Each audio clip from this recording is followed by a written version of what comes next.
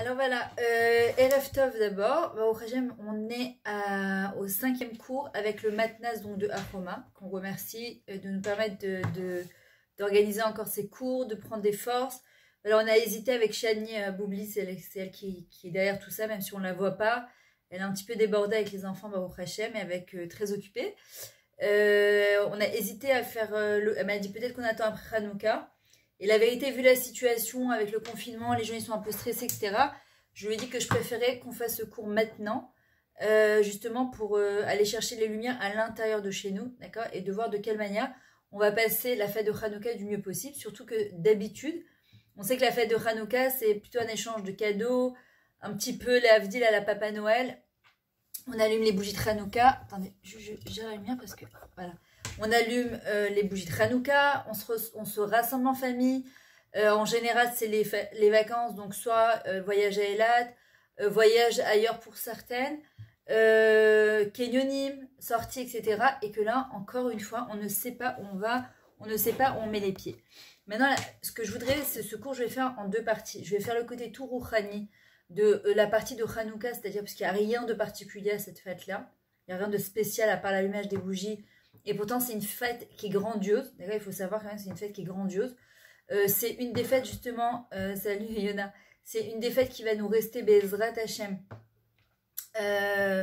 après, quand il y aura Mashiach avec Purim, parce qu'on l'a obtenu justement par notre Messirut Nefesh, par le fait qu'on s'est battu avec les Grecs, et on va comprendre de quelle manière, d'accord, on se battra avec dignité, et qu'on voit que le combat, il appartient à Kadosh Baruch Hu. Je vois circuler sur les groupes, voilà, la politique, les vaccins, mais qu'est-ce qu'ils veulent de nous? Ils nous saoulent avec leur séguerre, leur confinement. On ne doit jamais oublier que la Hashem Amilchama, c'est-à-dire que la guerre appartient à Kadosh Baruch Hu, et qu'en fait, c'est se remettre entre les mains d'Akadosh Baruch Hu et lui demander qu'il arrange pour le mieux, pour que tout se passe Bezrat Hashem pour le mieux. Qu'est-ce qui s'est passé à Hanouka? On aurait pu appeler ça Nitzruka, ils ont gagné le 25, mais le fait de vaincre chez Akadosh Baruch Hu, c'est pas quelque chose d'important. Puisqu'on sait très bien que c'est Hachem la manatser, pourquoi tu veux gagner, pourquoi tu veux vaincre, d'accord? Il n'y a pas de vaincre ou de perdre, puisque c'est Hachem qui mène la bataille. C'est ce qu'il nous dit David Ameler, la Hachem Amilchama, c'est Hachem qui mène la bataille. Nous, on ne peut pas vaincre quoi que ce soit sans la présence d'Akadosh Baruch Hu. On a plutôt appelé ça Hanouka, ils se sont arrêtés le 25. Pourquoi ils se sont arrêtés, justement, c'est ce qu'on va essayer de comprendre. Le but de toutes les Chagim qu'Hachem nous a donné, c'est de prendre du recul par rapport à la vie, par rapport à ce qui se passe. On voit bien que les bougies de Hanouka, on les allume devant un endroit où les gens, de manière publique, peuvent les voir, les observer, en tout cas du mieux possible qu'on puisse faire. Les Chabad, pour ça, ils sont très forts, parce que Baruch Hashem, justement, c'est ce qu'ils font. Ils allument des Hanoukiat à l'extérieur pour laisser profiter tout le monde, d'accord? Et en vrai, pourquoi on allume les bougies de l'intérieur à l'extérieur? Parce que toute l'année, on essaye d'aller chercher de la lumière de l'intérieur, de l'extérieur vers l'intérieur. Et Akadosh Baruch Hu nous demande à Hanouka de faire sortir, de faire jaillir notre lumière à nous de l'intérieur justement vers l'extérieur et d'en faire profiter justement les autres. On voit que Adam Arishon, avant la faute, il avait cette capacité en fait de voir d'un bout du monde à l'autre bout du monde. Quand il a fauté, sa Reya, c'est quoi la Reya, la vue? C'est Re'e Yudke. En fait, sa manière de pouvoir voir Dieu partout, de comprendre ce qui se passe, elle a été complètement embrumée à cause de la faute. Une manière de réparer, parce que c'est quoi la chose qui est le plus difficile pour nous, c'est, on dit à Kadosh Baruch Hu, Moshe Rabbeinu a demandé à Hachem, permets-moi au moins de comprendre, quand on voit tout ce qui se passe sur les réseaux, des jeunes qui partent de manière mais tragique, tu dis à Kadosh Baruch Hu, mais pourquoi? Et en vrai, il faut comprendre que Kadosh Baruch Hu, il a répondu à Moshe Rabbeinu, Loïre Panay Adam Vechai, un homme ne peut avoir ma face et pouvoir vivre. Ça veut dire qu'il est dans le Olam Haemet, il est dans le monde futur. On ne peut pas, on n'a pas les capacités. Maintenant, il y a quand même une option, c'est que à Hanouka, Akadosh Baruch Hu nous demande de nous arrêter et d'observer ces fameuses bougies. Alors, on voit bien que chaque bougie, d'abord, elle brille à sa manière. Vous allez voir, chaque jour, d'abord, on allume 1, 1 plus 1, 1 plus 2, 1 plus 3. Pourquoi? On va le voir, ça va être dans la deuxième partie du cours. C'est tout le côté coaching, développement personnel. C'est d'apprendre à voir le tov, en fait, le bien, dans chaque petite victoire qu'on a dans la vie. C'est-à-dire que Hachem, parfois, il nous envoie plein de petites victoires, on fait plein de petites choses, et en fait, on ne le voit pas parce qu'on attend la perfection. On attend l'ashlemut, on attend que tout soit parfait. et en fin de compte, on peut passer à côté de sa vie, chas shalom, en espérant que tout soit parfait pour commencer à pouvoir être heureuse et à profiter. Et Hachem, il nous demande, à travers le fait d'observer la Hanouka, de voir que parfois, on va voir justement des bougies, les bougies qui vont briller le plus au début, qui vont prendre feu. C'est souvent les gens qui font blablabla, bla, bla, bla, et qu'au bout du compte, eh bien, ça redescend aussi vite. Et parfois, vous allez voir les petites bougies, justement, qui, on a l'impression qu'ils vont s'éteindre dans 5 minutes, et c'est elles qui vont durer le plus longtemps. Bouchaba Ilana, d'accord, et qui vont durer justement le plus longtemps. Et on voit qu'Adam dit observez ces bougies-là et appréciez-les à leur manière. Je ne sais pas si vous connaissez la chanson de Hanan Ben-Ari, elle est trop belle. Il a dit Malelu Kodesh Em, Ve'en Anu Reshut Leishtamesh Ba'em, et là, Lirotam Bilva, Lehovotam, En Lanu Srout Leitarzev Ba'em. Ça veut dire quoi? Ces nérotes-là, ces enfants-là, Ner Hashem Nishmatada, la neshama, le ner d'Akadosh Baruch Hu, c'est la neshama de l'homme, d'accord?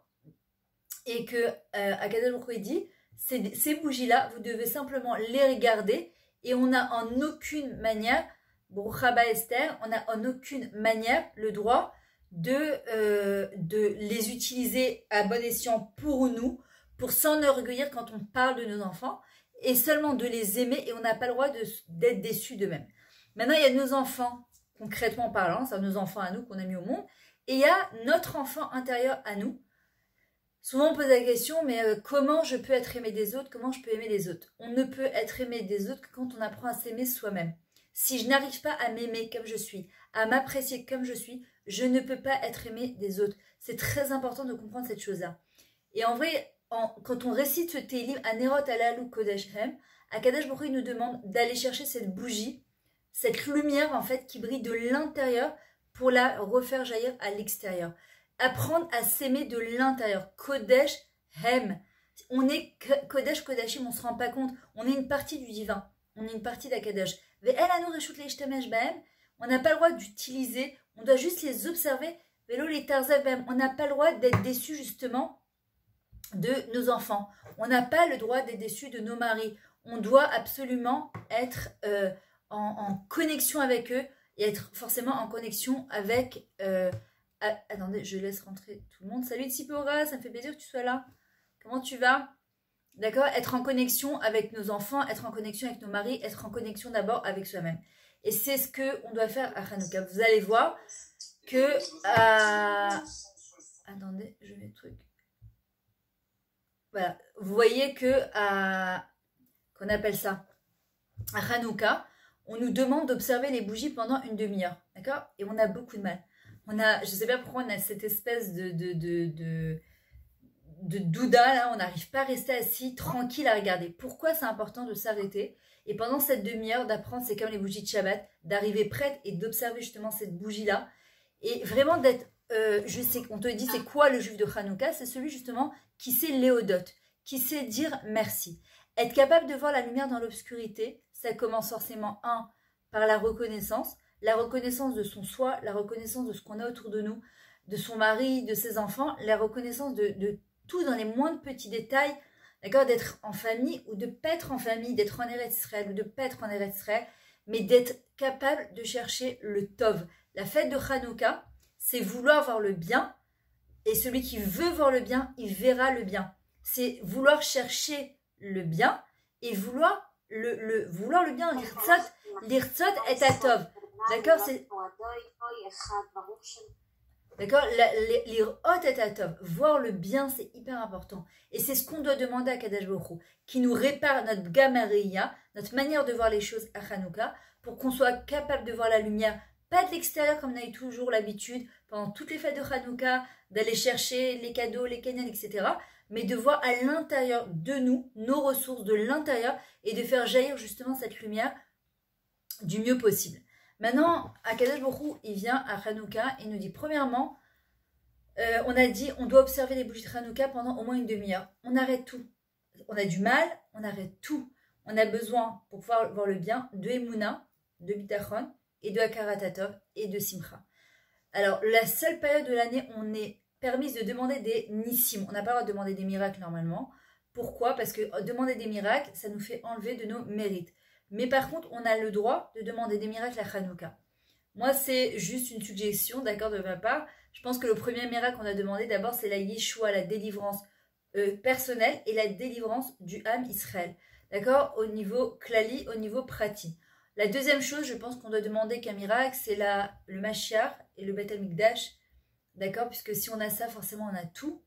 Et la troisième chose, c'est demander le Bitachon à Kadesh Baruch Hu et la Simchat Chaim, ce qui va ensemble forcément. Et quand on a ça, forcément aussi, on a tout. Après, on a 8 bougies, on peut demander tout ce qu'on a envie de manière détaillée. Il y en a même qui disent que c'est bien de rentrer dans la Hanouka, un papier avec la date en disant voilà, merci Hachem que d'ici l'année prochaine, je vais avoir telle et telle et telle délivrance pour pouvoir Bezrat Hachem l'année prochaine ressortir ce pétec et ce papier et voir de quelle manière j'ai pu justement avancer quel Yeshua, quelle délivrance Akadosh Baruch Hu il m'a envoyé. Maintenant, Akadosh Baruch Hu il vient à Hanouka, il nous demande de nous poser, chose qui est très difficile, surtout chez les femmes, surtout dans un monde où on a l'habitude de courir, il nous demande de nous poser. Hanouka, ils se sont arrêtés le 25.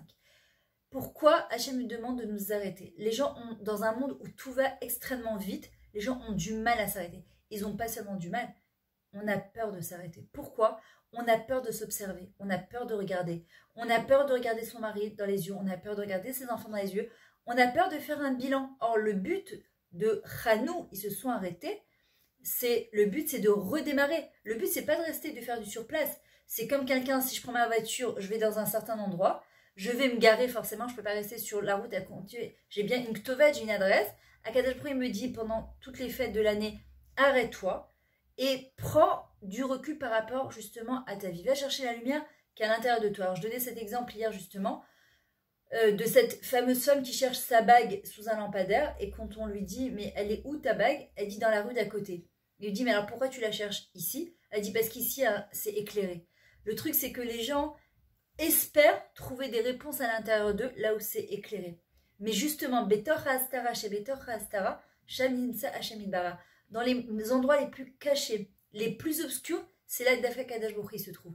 D'ailleurs, on voit bien quand est-ce qu'on allume les bougies de Hanouka, juste au moment avec plaisir Noémie, juste au moment de Tset à Kochavim, d'accord, du moment où on va sortir la sortie des étoiles comme la sortie de Shabbat, c'est le moment où on doit allumer les bougies de Shabbat. Pourquoi Hachem me dit, sache que dans les moments les plus obscurs de ta vie, où tu as l'impression que je suis plus là, que je suis plus avec toi, sache que Dafka ici, c'est là que je vais t'éclairer ta vie. Et pourquoi? Qui elle a nous al melishen et la vinu chez Bachalem.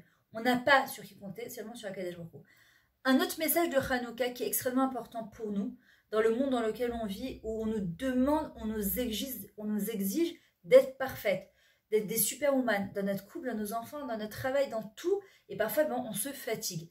Akadosh Baruch Hu, il nous dit, voilà, Tachnipo, gare-toi, pose-toi, observe-toi, observe ce qui se passe autour de toi, cherche le bien dans ta vie. Je ne te demande pas la perfection. La perfection, elle appartient à Hachem. Hachem, il nous dit, moi, ce que je vois, ce n'est pas la quantité de choses, mais la qualité de choses. Et pour être dans la qualité de choses, il faut apprendre à avoir de la hakaratatov, de la reconnaissance. Voir la qualité de mes mitzvot, la qualité de ce que je suis capable d'apporter. C'est parfois, on peut être mort de rire avec des copines, au travail ou quoi, et à la maison, on a du mal à décrocher un sourire. D'accord? Et Akadosh Baruch Hu, ce qu'il veut justement, c'est qu'à l'intérieur de notre maison, on ramène ce sourire-là, de l'extérieur vers l'intérieur. Évidemment, c'est plus facile d'être souriante avec des copines, dans un restaurant, dans des vacances, c'est beaucoup plus facile que d'être à l'intérieur. Mais le ichut, la qualité de mon sourire que je vais donner, bechesed, gratuitement, d'accord, avec bonté et bechinam surtout, gratuitement, pas parce que je vais avoir un retour ou une reconnaissance de mes amis ou de mon travail, mais parce que je comprends que j'ai une lumière que je dois faire jaillir de l'intérieur vers l'extérieur. Ça s'appelle la ichut, la qualité des mitzvot. Et Hachem, c'est ce qu'il attend de nous. Il ne nous demande pas justement d'aller courir à droite, à gauche et ramasser encore le maximum. Bien sûr qu'on doit faire le maximum de mitzvot. Hachem, il nous dit, pose-toi. Regardez de quelle manière on allume la Hanouka. On se penche vers les bougies, d'accord? Alors que, apparemment, les bougies de Shabbat, généralement, elles sont à notre hauteur ou un peu plus en hauteur. Les bougies de Hanouka, pour qu'elles soient kshérot, il faut qu'elles ne dépassent pas une certaine hauteur. Or, c'est nous, on fait ce geste-là de se baisser vers la bougie. Et Akadosh Baruch Hu, on dit parallèlement, au niveau spirituel, Akadosh Baruch Hu fait exactement le même geste. c'est qu'est-ce qu'il fait Hachem et Sarakol? Il se baisse vers nous pour rallumer justement notre Neshama, pour nous redonner de la lumière, pour nous redonner de la chayut, de la vie, de la vitalité. Et il se baisse vers nous. Il nous dit, regardez, je ne vous demande pas de faire quoi que ce soit à Hanouka. À Rosh Hashanah, oui. À Yom Kippour, oui. À Shabbat, oui. À Hanouka, je vous demande juste de vous poser. Hanou, arrêtez-vous. Et c'est comme Rabbi Nachman il explique, c'est un moussak de Bikur Cholim. C'est comme si que quelqu'un, il va voir Chaz Shalom, un malade, on lui demande pas de sourire, un malade, on lui demande pas de faire des choses. À Hanouka, il dit, c'est comme un moussak de Bikur Cholim, où Hachem, il vient vers nous, il nous dit juste, pose-toi, juste reçois la lumière, mais pas de l'extérieur, la lumière de l'intérieur, la lumière de ces bougies justement, reçois-la et tafnimi ota, rentre-la à l'intérieur pour pouvoir encore plus éclairer justement de l'extérieur. Maintenant, on voit que quelle a été la force justement des Maccabim. La force des Maccabim, ça a été qu'ils étaient un tout petit nombre avec un grand nombre. Ils étaient faibles parmi des forts. Les Yévanim, il faut savoir que les Grecs, c'était le culte de la beauté, le culte de l'extériorité, le culte du sport, d'accord? C'était vraiment le qu'en dira-t-on. On voit dans le mot Nisayon, l'épreuve, d'accord? Ou l'expérience de vie, ou un challenge, je le traduirai comme tu veux. Nisayon, Nes Yavan. On a le mot Yavan. En vrai, quand on sort du jugement de l'autre, quand on sort de la peur du jugement de l'autre, du qu'en dira-t-on, il nous reste le Nes. Il nous reste justement le miracle. Or, qu'est-ce qui empêchait les Maccabim et les Juifs de vivre pleinement leur Torah? La peur des Yévanim. Il les terrorisait, il les avait affaiblis. C'était pas qu'ils ne croyaient pas en Dieu, les Yévanim croyaient en Dieu. Mais qu'est-ce qu'ils avaient marqué dans la corde du taureau? Vous n'avez pas de part divine. C'est-à-dire que tout ce que vous ferez, ça sert à rien. Ça sert à rien, c'est jamais assez bien. Et Rabbi Nachman, là, il vient, il nous dit, allô, Techapsi tanekudot tovot. Techapsi, va chercher les points positifs qu'il y a dans ta vie. Justement, dans tout ce balagan, dans tout ce confinement dans lequel on est, où notre tête, on ne sait plus où elle habite, il dit, va chercher la fiole d'huile. Celle que, justement, qui a brillé et qui a brûlé un jour, elle brillera 8 jours. 8, c'est mis à la teva au-dessus de la nature. Elle brillera toute l'année. Et Bezrat Hashem, celui qui arrive à faire ça, malgré que la difficulté du confinement, et malgré la difficulté que c'est pas comme d'habitude, et que peut-être on va pas pouvoir se réunir encore avec notre famille, malgré tout, le juif de Hanouka, c'est celui justement qui est au Yodéa Leodot. Il sait remercier. Le Yehudi, c'est celui qui sait remercier. Celui qui sait remercier, je crois que c'est le Gam Yvina, et qui dit qu'il se plaint pas pendant les 8 jours de Hanouka, ce qui est pas du tout évident. Alors, Bezrat Hashem, il sera zoché de voir des Nissim et Niflaot. Et on a tous, justement, besoin de miracles. Mais il faut sortir de ce côté Yévanim. Qu'est-ce qu'ils ont fait, les Maccabim?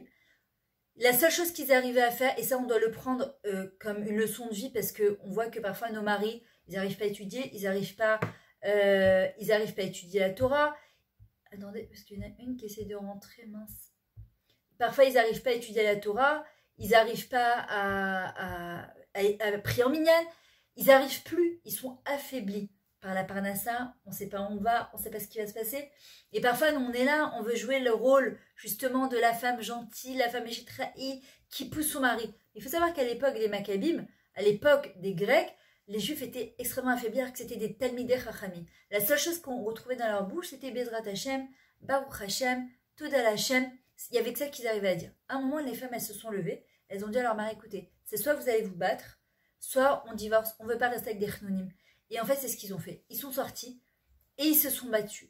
Maccabim, Mikamocha Baelim Hashem. Ils ont compris que Zélo Méchané, c'est pas important la quantité, c'est pas important d'avoir des muscles comme les Grecs. Ce qui était important, comme David Améler qui l'a fait avec Goliath, c'est d'aller dans la main avec Akadash Borou.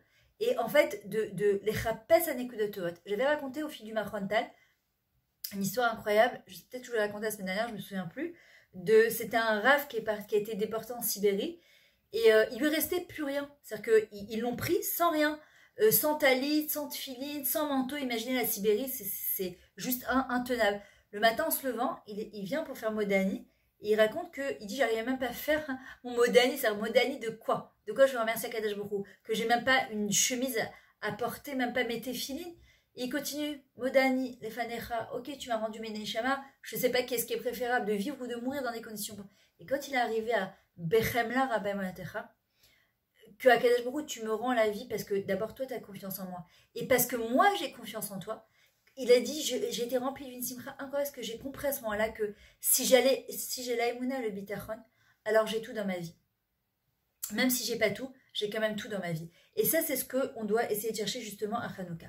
Maintenant, avant de continuer, il y a une chose que j'aurais voulu partager avec vous. On dit qu'il y a 4 choses que les gens regrettent énormément dans leur vie. Et moi, je voudrais que Bezrat Hashem, on n'arrive pas un jour à regretter d'être passé à côté de notre vie. Quand on voit ce qui se passe partout sur les réseaux sociaux, les difficultés, en vrai, déjà, chacun il a son sac de difficultés. On doit apprendre d'abord à remercier. Parfois, on court sans jamais s'arrêter. Comme j'ai expliqué tout à l'heure, parce que c'est ce qu'on appelle passer par la zone neutre. Et les gens, ils ont peur de passer par ce passage à vide. C'est ce qui nous est arrivé quand on est sorti du Mitzrayim, de ce confinement-là dans lequel on était, où notre tête, elle ne pouvait même plus penser ni réfléchir. Avant d'arriver en Eretz Israël, Eretz, c'est la Shon Ratson, à avoir du bon vouloir changer sa vie, redémarrer à zéro. Il a fallu qu'on passe par la zone neutre qui s'appelle le Midbar. Le Midbar, c'est le désert, le rien, la peur du vide, la peur de la ricanoute. Aujourd'hui, dans un monde dans lequel on vit, on nous oblige à être comme des robots, que ce soit avec le vaccin qui veulent sortir, avec les portables, avec les zooms. Alors c'est extraordinaire, mais en même temps, on a l'impression que même nos pensées, elles doivent être à cette image. Et à quel point il nous arrête, il nous dit stop. Cette période de zone neutre, de midbar, de désert, de vide, elle est obligatoire. Dans le mot midbar, on a la chaîne Medaber. Tu vas trouver ta lumière à l'intérieur. Tu vas trouver tes réponses à l'intérieur. Il y a marqué Rag bebeim sulim veshketim efshar lirot et akarka. Juste dans de l'eau plate et calme, on peut voir ce qui se passe à l'intérieur. Quand on est tout le temps en train de courir ou de penser, on n'arrive pas à se poser. Chanou, ils se sont arrêtés et ils ont commencé justement à réfléchir. Or, il y a une infirmière, Bronnie Ware, qui a travaillé pendant des années auprès de personnes âgées. Et elle leur a posé la question. Elle a essayé de voir, en tout cas auprès des personnes qui étaient assez lucides et sages, elle leur a dit, elle leur a demandé de partager leur expérience de vie et qu'est-ce qu'elle ferait de différent si aujourd'hui elle pouvait repartir à zéro. Et souvent, on arrive parfois à un certain âge, on va en parler bientôt là, on se dit si c'était à refaire, dans ce domaine, c'est sûr que je ferais les choses autrement. Et en vrai, voilà les 4 points qui reviennent très régulièrement chez les personnes qui sont soit Chas V'Shalom en phase terminale, que Dieu préserve, ou bien qui sont âgés. Il dit, j'aurais vécu... alors, attendez, je fais rentrer quelqu'un. J'aurais vécu comme j'en avais envie, pas selon ce que les autres attendent de moi. D'accord, c'est ce que j'ai expliqué. Celle qui veut réellement vivre sa vie concrètement, la vivre pleinement, elle doit absolument se déconnecter, d'accord, de ce que les autres attendent de nous, d'accord. On doit sortir de la seule chose qu'on doit se poser comme question, et c'est la chose la plus importante, c'est qu'est-ce qu'Hachem il attend de moi. C'est d'ailleurs la différence entre Yaakov et Esav. Esav, il dit qu'est-ce que je peux prendre du monde, qu'est-ce que je peux prendre des gens. Yaakov, il vient et lui, il dit qu'est-ce que je peux apporter au monde. Et ça, dans son obscurité, il essaie de tirer la lumière des gens vers lui. Yaakov, il essaie de prendre sa lumière à lui et de l'amener vers l'autre. C'est pas pour rien qu'Yaakov, Akev, d'accord, le talon, il s'est transformé en Israël. Il a été appelé Israël, Shir-El. Il a transformé comme David Ameller, d'accord, sa vie en louange pour Akadosh Baruch Hu. On a vu dans la paracha, avec l'échelle de Yaakov, il a la tête en haut, mais il a les pieds en bas. C'est-à-dire qu'il est Metziouti, il est réaliste dans ce qu'il fait. Donc, il garde les pieds en bas, mais il a plein d'aspirations dans sa vie. Alors, encore une fois, à Hanouka, ça nous permet de prendre du recul, de nous reposer par rapport à nos aspirations. Qu'est-ce qu'on veut dans notre vie? Mais par contre, de garder les pieds sur terre et de savoir que on ne peut pas enjamber les marches. On ne peut pas brûler le processus. Hachem, il a un processus pour chacune d'entre nous et on ne peut pas l'éviter. Donc, la première chose, c'est j'aurais vécu comme j'en aurais envie et pas selon ce que les autres pensent de moi.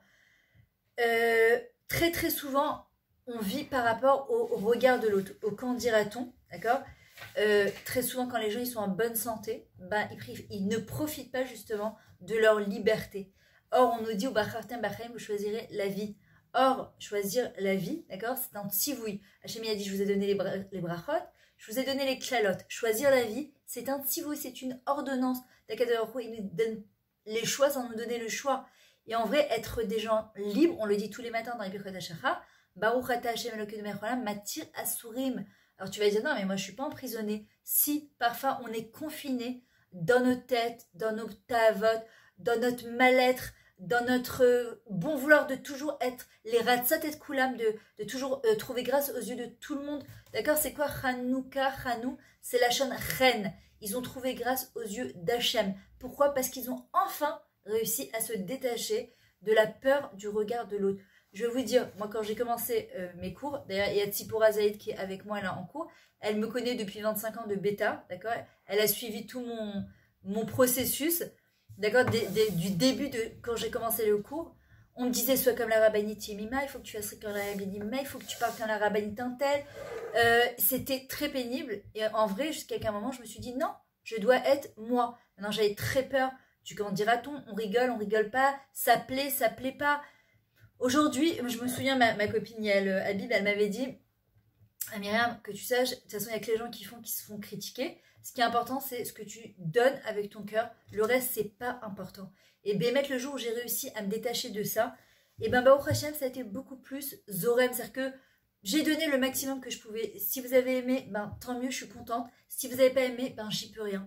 Moi, je donne avec tout mon cœur. J'essaie de trouver toujours des chidushim, du renouveau, des choses qui peuvent vous aider, comme moi, des choses qui peuvent m'aider. Là, en ce moment, par exemple, ça fait quelques mois, je prends des cours de chant. Et j'ai vu ma prof lundi, là. D'ailleurs, je l'adore. J'ai eu Baruch Hashem, j'ai eu deux profs. Une, j'ai commencé avec elle, elle m'a lancé. La deuxième, elle habite à Natania. C'est Véronique Chemouni, pour celles qui la connaissent, je sais pas. Elle est extraordinaire. Il y a quelque chose de très rouhani qui passe entre nous. Et je lui ai expliqué justement qu'il y a quelque chose qui est bloqué à l'intérieur de moi, comme d'ailleurs au début de mes cours. Et en vrai, pourquoi? Parce que quand tu entends The Voice ou X Factor ou des gens qui chantent avec... Elle me dit, mais il y a des gens, c'est comme ça, ils naissent avec un ram-call, avec un micro dans la gorge. Tu peux rien faire. Maintenant, ça ne veut pas dire que tu ne vas pas arriver à chanter. Alors peut-être tu ne chanteras pas comme eux, mais de toute façon, je ne vais pas en faire mon métier. C'est juste par plaisir, parce que j'aime chanter, parce que j'ai envie de rentrer de la musique dans les cours de Torah. Et elle me dit, sache que chaque chanteur, il a son identité vocale. Et celui qui essaye justement de ressembler à un autre chanteur, d'ailleurs on le ressent tout de suite, moi je le vois, c'est les gens qui essayent de chanter comme d'autres, et en fait tu perds ta personnalité. Salut Aline, comment tu vas? D'accord, tu perds ta personnalité, tu perds ton toi. Et quand il dit justement, retrouvez cette liberté, soyez vous, n'aie pas peur d'exprimer ton toi, n'aie pas peur d'aller chercher de la lumière. Salut Aline, ça va?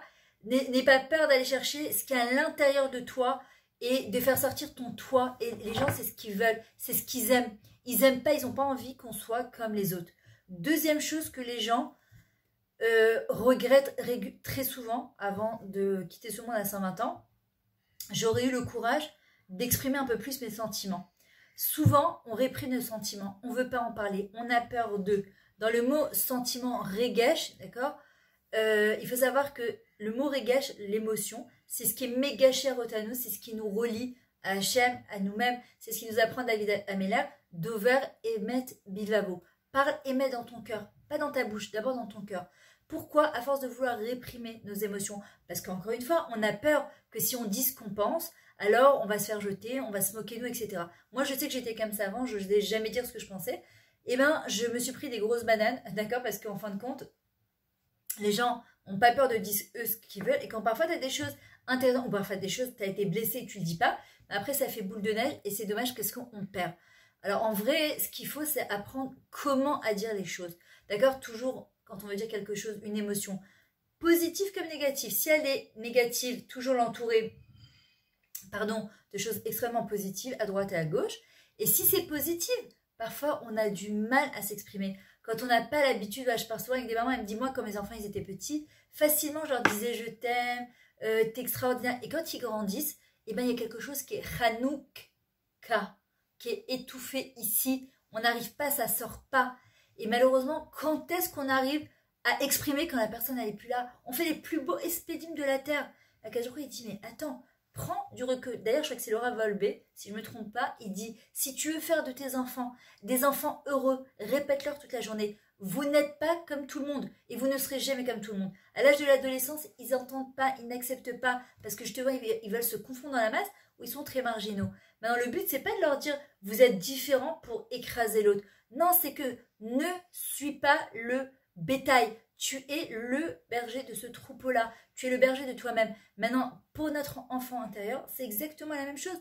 On doit se dire, on n'est pas comme tout le monde. On ne doit pas avoir peur d'oser être soi. D'accord? Au contraire, pourquoi? Parce qu'on va être inspirante pour les autres. Et c'est extrêmement important. D'accord? Que quand on te regarde, que tu fasses qui touche à de te dire, ah, ça me donne envie moi aussi d'avancer et de faire des choses. Alors si tu ne fais pas pour toi, fais-le au moins pour les autres. Fais-le au moins pour la chaîne. Fais sortir ta lumière, libère ta créativité, deviens quelque chose.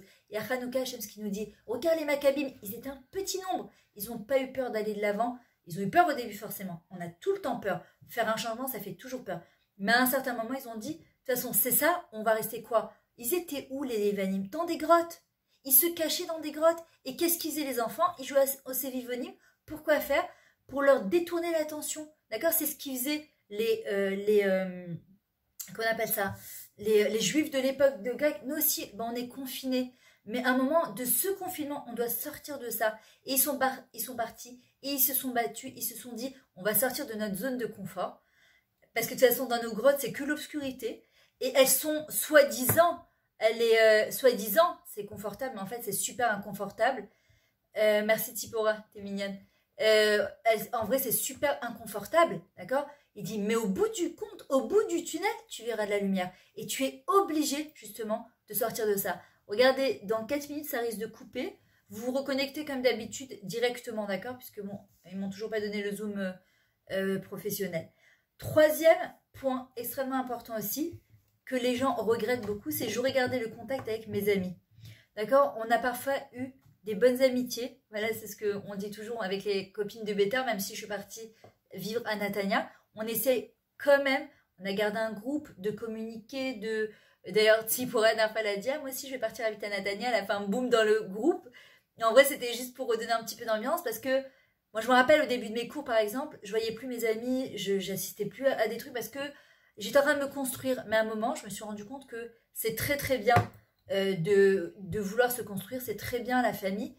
C'est pas très bien, c'est archi important. Et mon moi, il est aussi archi important de garder des contacts avec des amis. C'est super important de pas couper les liens. D'accord? Les amis, c'est pas même dans la Mishnah, on te dit tikne les chachaver. Achète-toi un ami. Pourquoi? Parce que un ami, c'est quoi un chaver? C'est un chibour. Ça te lie. Tu sais qu'avec un ami, une amie plutôt, tu vas toujours pouvoir te ouvrir ton cœur, te confier. Et ça se crée une amitié. D'accord? C'est un investissement. Ça n'arrive pas du jour au lendemain. Les Vana Boukhaba, j'ai expliqué que ça va couper dans 3 minutes, mais tu te reconnectes directement. On ne peut pas vivre dans un monde tellement surpeuplé, on est tellement oppressé. On est vraiment pressé avec les médias, avec les Facebook, avec les Snapchat, les WhatsApp et les groupes et ça. Et ne pas avoir au moins, on a soi-disant 5000 amis surbookés, tu peux plus rentrer personne. Et qu'en fin de compte, on n'a même pas un vrai ami. Non, c'est trop important. Parfois, on rigole avec mes copines. On se dit, vous croyez qu'à Bezrat Hachem, à 70 ans, on sera comme ça dans un restaurant. Comme parfois, tu vois des personnes âgées en train de rigoler, de partager des moments. Mais c'est quelque chose qui s'investit à long terme. Et ça, c'est super important. Maintenant, 4e point. Je me serais autorisée à être plus heureux. Combien de fois on peut passer à côté du bonheur, d'accord? Comme on connaît bien la chanson Il est où le bonheur? On peut passer à côté du bonheur. Pourquoi? Parce qu'on se dit que si les choses elles étaient différentes, s'il n'y avait pas le confinement de Hanouka, si on pouvait sortir, si on pouvait aller à Eilat à l'hôtel, si on pouvait voyager voir nos parents et notre famille, et si les kénins étaient ouverts, si les restaurants étaient ouverts, alors on aurait plus de simcha. Donc ça serait beaucoup plus facile de l'odot l'Hachem à Hanouka. Hachem il dit non justement, je veux que dans ce confinement-là, dans cette difficulté-là, que vous pensez que nous on a l'impression qu'il y a une difficulté, allez chercher la lumière. D'accord? Comme il dit Gilbert Montagnier, laissez la lumière, on va rester ensemble. En vrai, c'est ce qui explique Rabbi Nachman, c'est rallume l'interrupteur. Dans l'obscurité, au début quand il y a une coupure de courant, d'accord? C'est le noir total. Et puis au fur et à mesure, tes yeux s'habituent. Et après, au lieu de taper les meubles, taper les chaises, tu vas contourner.